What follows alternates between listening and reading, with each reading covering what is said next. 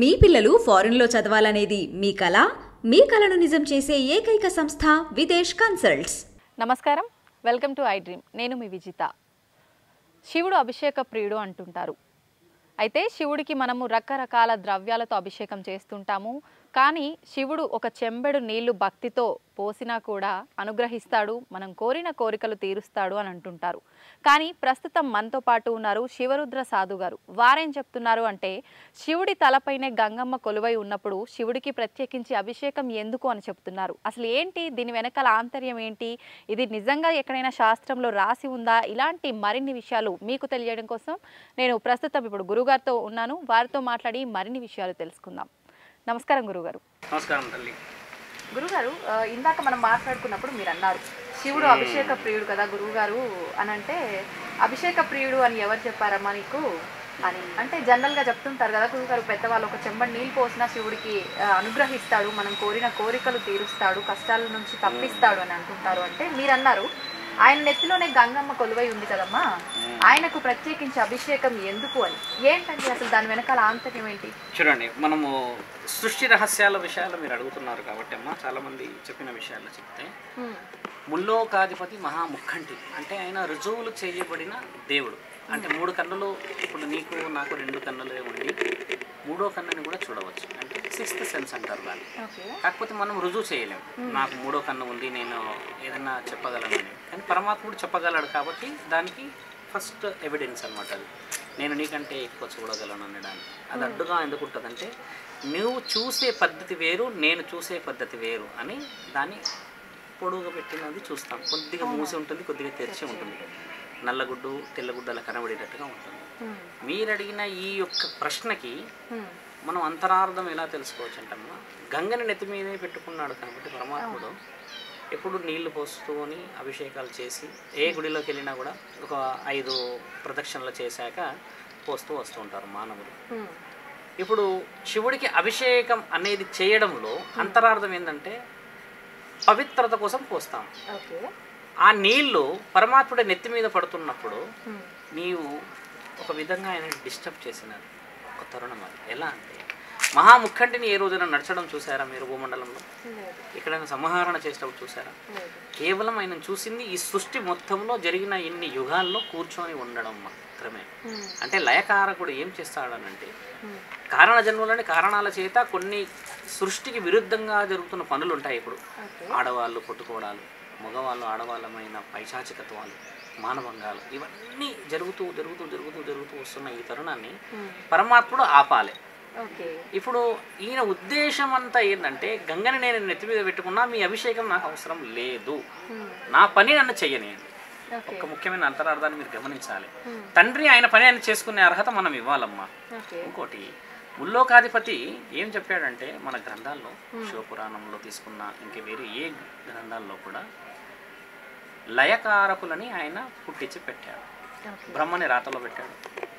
విష్ణుదేవుడికి భూమండలాన్ని పాలించే అధికారం ఇచ్చాడు. అంటే డబ్బు రూపాన కానీ, ఆస్తి రూపాన, అంతస్తు రూపాన ఇన్ని ఇచ్చేసిన తర్వాత పరమాత్ముడు ఏం చేస్తాడంటే, జీవానికి ప్రాణం పోసి అత్యంత ముఖ్యమైన అగ్రబ్రహ్మాండోకానికి అధిపతి అయిన నీవు పుట్టిన తర్వాత ఎలా చనిపోవాలి, ఎలా బతకాలి, ఈయన గారు చేసిన పూర్వ వైభవాలన్నీ మహాముఖంటి ఇలా కూర్చొని చూస్తూ ఉన్నప్పుడు ఏం చేస్తాడంటే, నేను పుట్టించిన ఈ జీవిని కడపలోకి ఎవరిని రానియకుండా నేను వింటే కదా నా బిడ్డ ఏం చేస్తున్నాడో తెలుసుకోవడానికి మీరు అభిషేకాలు చేసి, అదితో సరిపోకుండా పాలతో చేసి, నెయ్యితో చేసి, ఇంకా పలు విధాలుగా అభిషేకాలు మీరు చేస్తే వీటిని నేను తట్టుకొని నేను ఎలా నా బిడ్డలని కాపాడగలను?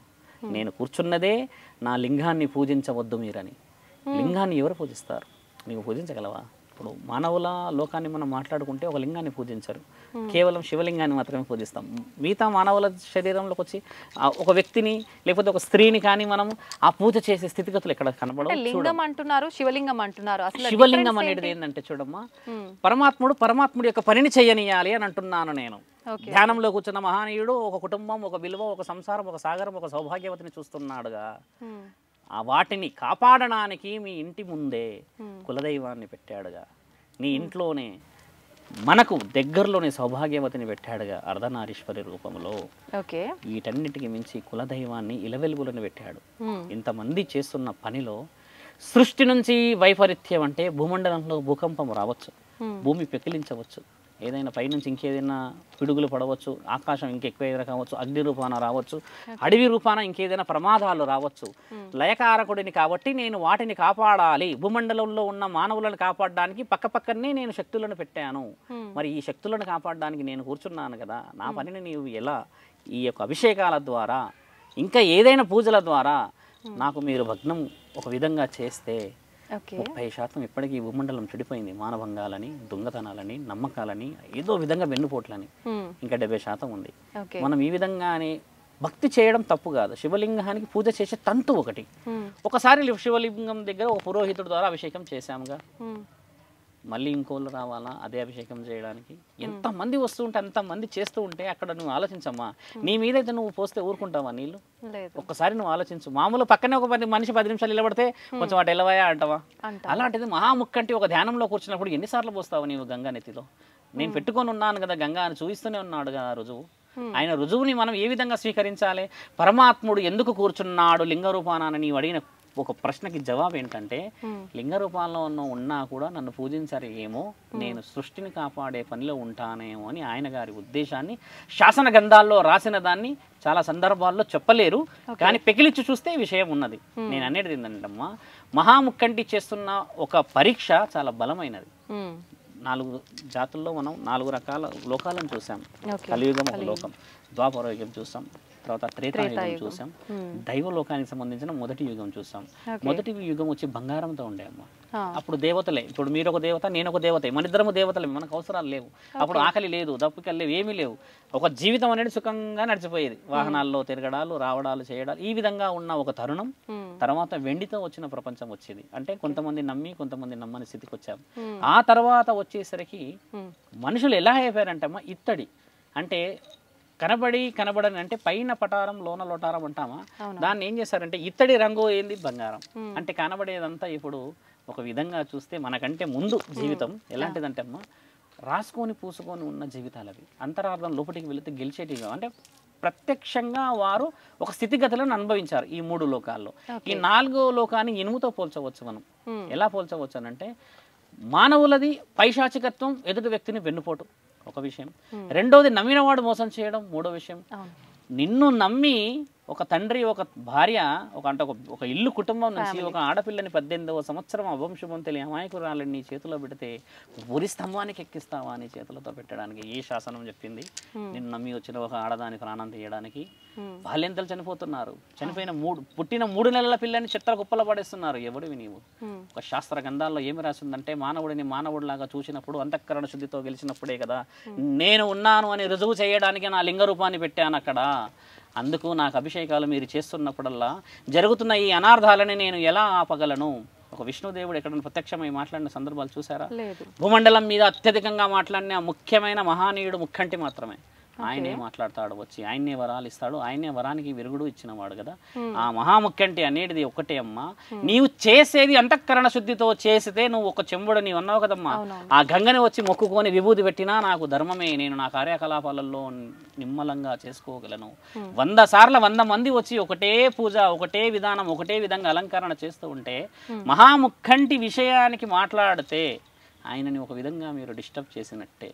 ఎలా చేస్తాడు? ఒక సాధు లక్షణం ఏంటమ్మా, మనం ఇద్దరు మాట్లాడుకుంటే ధర్మాన్ని మనం మాట్లాడతాం. అమ్మ ధర్మం ఏంటి? ఫస్ట్ సౌభాగ్యవతిని కాపాడాలి అంటే భర్త బాగుండాలి, భార్య బాగుండాలి, పిల్లలు బాగుండాలి, ఇల్లు బాగుండాలి, అందరు కూర్చొని తినాలి.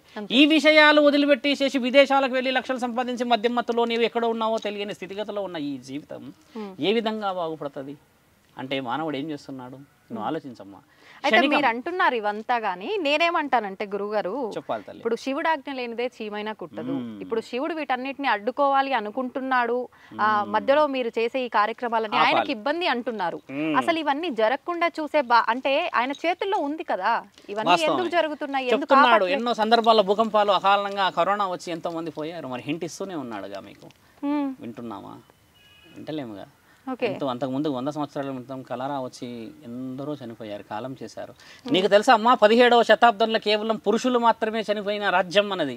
కేవలం మగపిల్లలే చనిపోయారు ఒక వ్యాధి వచ్చి.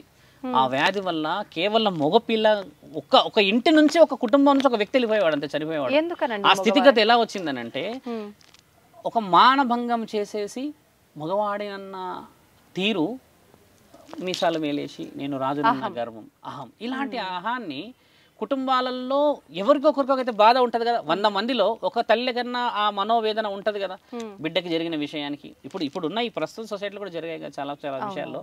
ఒక కుటుంబం బాధపడిందో చూసాం, ఆ కుటుంబమే మనమైతే ఎంత బాధ అవుతుందని తెలిసిన రోజు ఇవాపొచ్చు.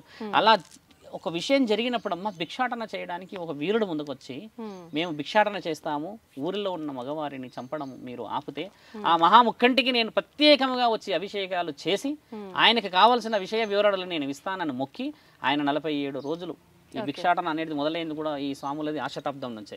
ఆయన గారు వెళ్ళేసి చేసి అన్ని పూజలు మెచ్చి చేస్తే ఆ తరుణాన్ని ఆపి ఈ ఆయుర్వేదిక వనమూలికల గ్రంథాలను తీసి శాస్త్రజ్ఞానాలు ఋషులు ఉంటారు కదా వాళ్ళందరూ ఇచ్చిన తర్వాత కాపాడబడ్డారు. మన చరిత్రలో రాసింది మీరు చూడండి, 300 సంవత్సరాల క్రితం కేవలం మగవాళ్ళు మాత్రమే చనిపోయిన ఒక తరుణం కూడా ఉంది మన దగ్గర. అంటే అంతటి హింట్లు పరమాత్ముడు ఇస్తున్నా కూడా మనం తప్పు మీద తప్పు, తప్పు మీద తప్పు, తప్పు మీద తప్పు చేస్తుంటాం. మనిషిని నమ్మలేనప్పుడు మరి పరమాత్ముని ఎలా నమ్ముతాడు? ఇప్పుడు నేను ఒక సాధువుని కాబట్టి కనబడుతున్నా, నీ పక్కనే శివుడే వచ్చాడు అనుకో మా త్రిశూలం పట్టుకొని, ఆయనను కూడా నువ్వు ఇంతగా చూస్తావే కానీ శివుడని నమ్ముతావా? ఎందుకంటే సొసైటీ 60-70 సంవత్సరాల నుంచే కొంచెం అన్ని విషయాల్లో చాలా ముందుకు వెళ్ళిపోయింది. దేవుడే లేడని గొడవపడుతున్న వాళ్ళు ఉన్నారు కదా. అలాగే నువ్వు అన్న విషయం ఏంటంటే పరమాత్ముడు ఎన్ని చెప్పుతున్నా నువ్వు తెలుసుకునే జ్ఞానం లేదు కదా నీ దగ్గర. మరి ఎలా చెప్తాడు? కరోనా వచ్చి లక్షలు పోయారా? కరోనా అనే పేరు పెట్టడం కంటే ముందు ఈ భూమండలంలో ఇప్పుడు చావులు లేవా? అదే వ్యాధితో చనిపోయిన ఉన్నారా? బాల్యంతలు చస్తూ ఉన్నారా? ఆడపిల్లలు చస్తూ ఉన్నారా? ఒక వయసులో యుక్త వయసులో ఉన్న ఒక యువకుడు కూడా చనిపోతున్నాడు ఉరి వేసుకున్న మందు తాగు యాక్సిడెంట్ వల్ల. అంటే ఇవన్నీ ఏ విధంగా మానవుడు క్షణిక నిర్ణయాలు తీసుకుంటున్నాడు అంటే కుటుంబ నేపథ్యంలో దెబ్బతినడానికి. ఎలా చెప్పినా అర్థం చేసుకోవట్లేడు. ఒక కారణం చేత అని చెప్పినా కూడా ఒకసారి సృష్టిని పెకిలించి మరీ చూపించాడు. ఇలాంటి విషయాలు మరి ఒక మానవతా దృక్పథంతో చూసడం వదిలిపెట్టేసేసి ఎవడికి రాసుకుంటే వాడు పోతాడులే అని అంటే అమ్మ మరి వచ్చే జనరేషన్స్కి ఏమి ఇస్తున్నట్టు? ఒక గుణపాఠం నీవు ఇవ్వాలంటే మరి ఆ గుణపాఠం ఏ విధంగా ఉండాలి? మంచి పాఠం అయి ఉండాలా? ఈ మనోవేదన పాఠం అయి ఉండాలా? మంచి పాఠం. ఇప్పుడు ఉన్నారా 15-16 సంవత్సరాలు ఉన్న యువతలు మన మాట వినేవాళ్ళు? లేదండి. ఎందుకు వినట్లేదంటే అమ్మ ఒక 30-40 సంవత్సరాల నుంచి వాళ్ళ ఓపికలు నశించిపోయాయి. ఆ ఓపికలు ఎలా వస్తాయి? మీరు అన్నారు కదా పరమాత్ముడు ఎలా ఆపుతాడు అంటే ఆయన ఎన్ని విధాలుగా ఆపినా మానవుడు అసలు ఎందుకు అనేది ఒక్క పురోహితుని అడిగారా? పరమాత్ముడు ఏమనుకుంటున్నాడు, దేవుడి విషయాలు చెప్పండి, హిందూ ధర్మంలో మనం పుట్టాము కదా అని ఒక 100 మంది పురోహితుల దగ్గరికి వెళ్తే ఏమన్నారమ్మా? అమ్మ ఒంటికి పసుపు రాసుకోండి, ఇంట్లో ఉన్న తులసి మొక్కల్ని పూజించండి, దైవ కార్యక్రమాలలో ఆయుర్వేదిక వనమూలికలు ఇంట్లోనే చేసుకోండి అని చెప్పిన వాళ్ళు కొంతమంది ఉన్నారు కదా. ఆ డిస్కషన్ వదిలిపెట్టేసి మనం వైద్య బుద్ధాన వైపే ఎక్కువ వెళ్ళిపోయాం. అంటే ఇప్పుడు మరి పరమాత్ముడు ఆ మార్గాన్ని ఇచ్చింది, మరి తెలుసుకోవాల్సిన జ్ఞానం అనేది మనకు ఉన్నదా లేదా?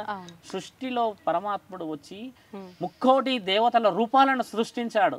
అంటే ఎక్కడ నుంచి ఇప్పుడు నీవు కూడా ఒక దేవత స్వరూపమే. నీ దగ్గర నుంచి విషయాలు నేను సేకరించాలి, నా దగ్గర నుంచి నువ్వు సేకరించాలి. ఇక్కడ అలా లేదు కదా, సొంత లాభమైన విషయాలు కదా. మరి పరమాత్ముడు వచ్చి ప్రత్యక్షంగా వచ్చి మాట్లాడే తరుణాలు 150 సంవత్సరాల క్రితమే వెళ్ళిపోయింది. మీరు ఒక మాట అన్నాడు, రుద్రాభిషేకం అన్నారు ఇందాక మన మాటల్లో కదా, ఆ రుద్రుడితోనే వెళ్ళిపోయింది మహాముఖంటి మాట్లాడే మాటలు. తర్వాత ఇంకా ఈ భూమండలంలో ఇంకా మానవుడికి కనబడిన తరుణాలే లేవు. దేవుడు ఎక్కడైనా కనబడ్డా మీరు ఈ పుట్టిన ఇన్ని రోజుల్లో? లేడు. మహాముఖంటి కనబడిన కాదు. ఏ దేవత ఎవరికి కనబడలేదు. కళలో కనబడ్డారు అంటారు, ఒక ముసలి రూపంలో కనబడ్డారు అంటారు, ఒక బాబా రూపంలో వచ్చారంటారు. చూడమ్మా, భూమండలం మీద మానవులు చేసుకున్న ఆ తప్పిదాలని చెప్పి చెప్పి చెప్పి చెప్పి చెప్పి పరమాత్ముడు వెనక్కి జరిగి కూర్చుండిపోయాడు అక్కడ. ఇక నేనే ఆపుతా, నేనే చేస్తా. ఒక వివేకానందుడు, ఒక కారణ జన్ముడు, ఒక బ్రహ్మంగారు, ఒక కారణ జన్ముడు, ఒక జగద్గురు ఆదిశంకరాచార్యులు, ఒక సృష్టిని ఆయన కదిలించిన వాడు. ఇలాంటి వాళ్ళ వల్ల మారాలి కదా. వాళ్ళు జరిగిన సందర్భాల్లో 100లో అయిపోయాయి. ఇప్పుడు ఎవరి ద్వారా కావాలి అంటున్నా నేను. ఇప్పుడు అది ఎప్పుడు నీవు మారితే, నీ వాళ్ళు ఇంకోళ్ళు మారితే, ఇంకోళ్ళు మారితేనే కదా పరమాత్ముని మనం చాలా ప్రశాంతంగా చేరిన వాళ్ళం అవుతాము. పుట్టించుకున్నవాడు ఎలా చంపుతాడు గురువుగాడు, మరి ఆ విధంగా ఎందుకు జరుగుతుంది గురువుగారు అన్న మీ ప్రశ్నకి జవాబు ఏంటంటే, నీ పక్కన జరుగుతున్న వైపరీత్యంలో న్యాయం ధర్మం అనేది నువ్వు చూడకపోతే మనకెందుకులే అని అంటే మరి పరమాత్ముడి పని ఎక్కడ ఉంది? మరి ఆయన పని చేయనియట్లేదు కదా మనం. ఇప్పుడు గుడికి ఎందుకు వెళ్తామమ్మా? వచ్చావు రాగానే సాయిబాబా దగ్గరికి వెళ్తే నాకు మంచి అనిపించింది, ఇప్పుడు పూజించాను అన్నావు కదా, ఎందుకు వెళ్ళావు? మరి నమ్మకం లేని ఆ నమ్మకం మరి నువ్వు సొసైటీలో పోగానే ఎందుకు రావట్లేదు? ఒక గుడిలోనే ఎందుకు వస్తుంది? ఒకప్పుడు ఏంటంటే ఒక వ్యక్తితో మాట్లాడినా, ఒక వ్యక్తితో మనం ఏదైనా స్వీకరించినా కూడా అవతల వ్యక్తి నుంచి నమ్మకం మావాడు మా ఇల్లు అని చూసేవాళ్ళం. కాబట్టి పరమాత్ముడి ఆజ్ఞ బాగా నడిచేది. ఇక్కడ అలా లేదు, ఫోన్పే జీపే. మీ ద్వారా చాలా మంచి విషయాలు తెలుసుకున్నాం. ధన్యవాదాలు. ధర్మో రక్షతి రక్షత. ఉంటామమ్మా.